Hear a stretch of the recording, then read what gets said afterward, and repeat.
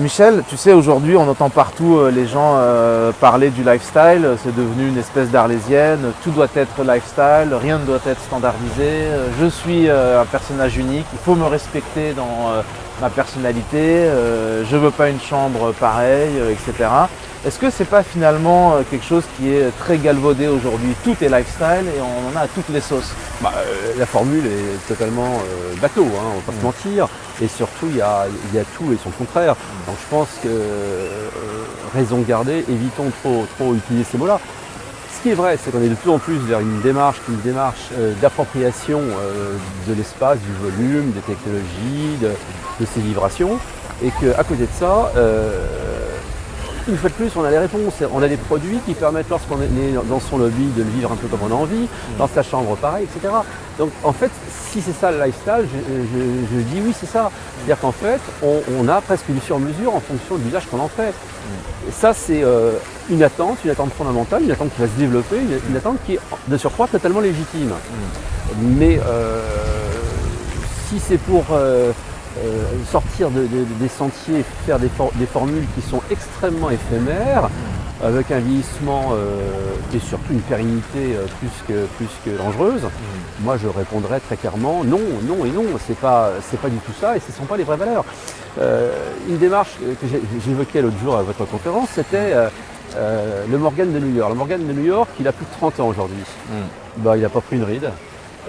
J'aimerais que on puisse dire ça de beaucoup d'hôtels. Ouais. C'était le premier, c'était celui sur lequel tout le monde s'est inspiré pour avoir cette définition un peu du lifestyle.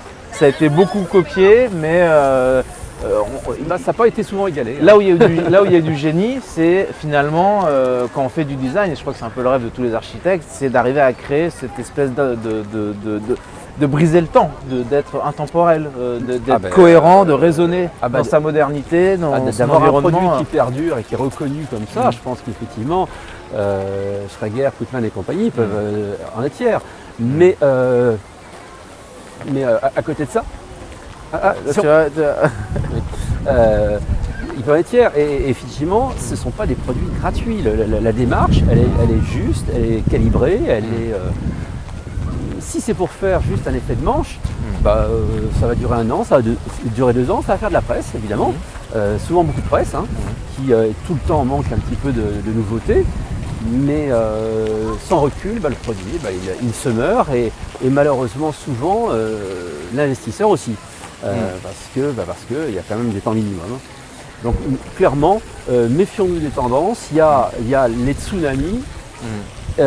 Et l'écume des vagues. Je pense que le tsunami, c'est cette évolution de l'espace, des recherches sensorielles, etc. Et l'écume des vagues, c'est les petites tendances qui passent, c'est les formules un peu magiques et un peu bateau. C'est des univers coloriels qui ont une durée de vie très courte, etc. Et ça, je pense que tant que ça coûte peu cher et qu'on peut en jouer, et on peut souvent en jouer, je confirme, c'est très bien. Si ça doit être des gouffres financiers, la réponse c'est simplement non. C'est pas pour lui. Mais c'est dur de le savoir à l'avance. Si on peut. Ah oui, tout à fait. Quand on sent que ça réutilise des codes qui sont usés à la corne, on sait qu'on va faire quelque chose qui va ressembler à du lifestyle, mais qui aura le goût de la banalité. Qui sont galvaudés simplement. Et je pense qu'encore une fois, il faut qu'un projet soit porteur de sens. L'acte gratuit n'a pas sa place. Parce qu'un hôtel, on est obligé d'être sur au moins 15-20 ans. Alors, structurellement, comme j'expliquais, c'est 40-50 ans si on prend ces choix d'espace. Et puis sur l'aménagement intérieur, on peut être à 7-8 ans pour certains, c'est rarement en dessous, et souvent 10, 12, 15. Rarement 20 quand même, heureusement. Michel, quand tu parles souvent des univers parallèles, alors bien sûr il ne s'agit pas de voyage dans la 4e dimension, il s'agit plutôt de s'inspirer d'autres secteurs pour voir qu'est-ce qu'on pourrait utiliser dans l'hôtellerie et qui ont été testés et approuvés dans d'autres univers. Quelles sont selon toi les 2-3 grandes industries qui aujourd'hui peuvent créer des passerelles avec notre monde hôtelier ? Le monde hôtelier, c'est quand même le monde au centre duquel se trouve l'homme. Donc le même individu, homme ou femme, à tout le moment de la journée, de la semaine ou de l'année, se retrouve dans un train, un avion, un bateau, se retrouve dans un appartement, se retrouve dans un bureau, se retrouve dans les shopping malls ou dans les boutiques. Donc c'est le même individu Dans sa voiture. dans sa voiture. Et donc automatiquement, travailler avec tous les gens qui construisent, qui conçoivent tous ces espaces, c'est automatiquement toujours avoir au centre du débat l'homme et la femme, qui est notre client final. Et ça, c'est assez évident. Alors après, on a des structures, je pensais à des constructeurs type Airbus, Renault ou d'autres, qui ont des structures de recherche et de développement qui sont tout à fait lourdes, qui ont un savoir-faire absolument unique. Donc on peut bénéficier de tout cet argent qu'on ne met pas souvent ou pas toujours dans l'hôtellerie en recherche et développement. Pas assez. Pour aller s'inspirer de ces cellules de recherche et développement qui est à la fois sur la digitalisation de l'expérience, sur l'évolution des habitats dans la voiture, des expériences de voyage dans le train. On parlait dans le low cost de ce qu'avait pu faire Ouibus ou EasyJet, qui étaient des sources d'inspiration. Ça aujourd'hui ce sont des univers parallèles qu'on peut faire rentrer en résonance avec l'hôtellerie. Ah ben ils sont totalement raisonnables, encore une fois, ils s'adressent à des hommes et des femmes qui sont rigoureusement les mêmes à différents moments de leur journée ou de leur vie. Donc, et ces gens-là, ils ont besoin pour progresser et développer des concepts, automatiquement de les comprendre.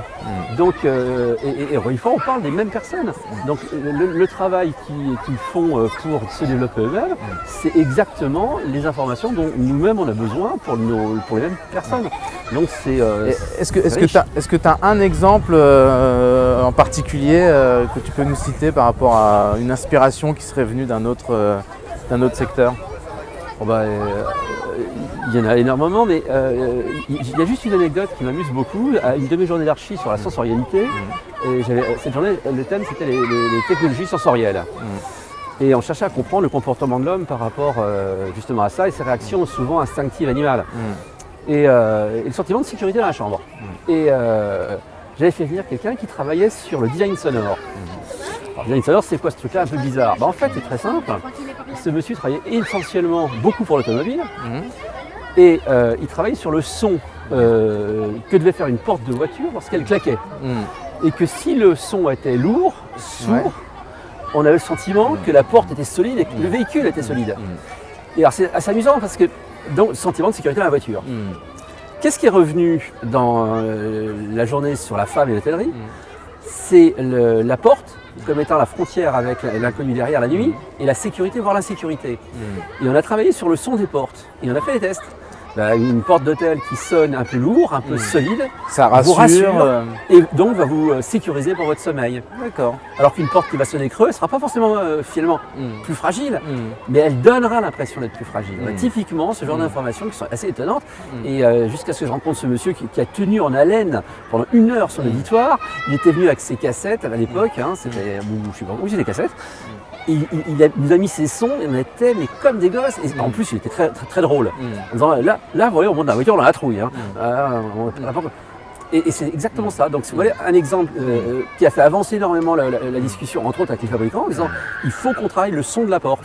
D'accord. Bon, au moins, c'est quelque chose dont on peut s'inspirer, effectivement, dupliquer dans l'hôtellerie. Oui. Mais on voit que c'est vraiment une somme de beaucoup d'expériences très multiples, bien au-delà du secteur de l'hôtellerie, qu'il va falloir se réaccaparer et réinsérer dans le produit. Il y a aussi un point, par rapport aux exemples que tu me demandais. En fait, quand on travaille sur l'aéronautique, le ferroviaire ou l'espace, c'est un domaine très pointu, les espaces sont extrêmement confinés, extrêmement petits. Donc l'ergonomie est fondamentale. La forme est fondamentale. On ne peut pas s'accrocher, on ne peut pas se taper sur un angle, on ne peut pas, etc. Donc un travail très très pointu. Et un jour, j'ai eu l'idée, j'ai appelé un cabinet qui s'appelle Paul Prisman, pour ne pas le nommer, un anglais, qui travaille sur le Virgin Train, qui a fait travailler sur l'A380. Et j'ai dit, Paul, écoutez, j'aimerais vous rencontrer, j'entendais parler de vous, et j'aimerais qu'on travaille ensemble un nouveau concept, c'était le concept Étape Hôtel. Et après, on a fait le concept Motel 6. On a remporté le premier prix sur Étape Hôtel à Londres, alors qu'on avait une boîte française n'avait jamais gagné à Londres. Et on a gagné le premier prix aux US sur Motel 6.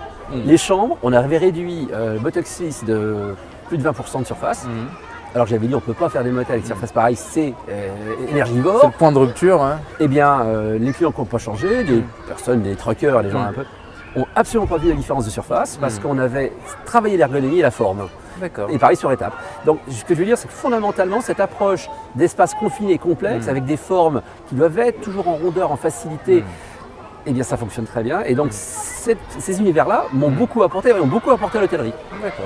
Bon, bah super. Voilà. Merci beaucoup. En tout Ben, cas, c'est c'était moi très qui- sympa d'échanger c'est moi sur qui tous te ces remercie. sujets avec toi.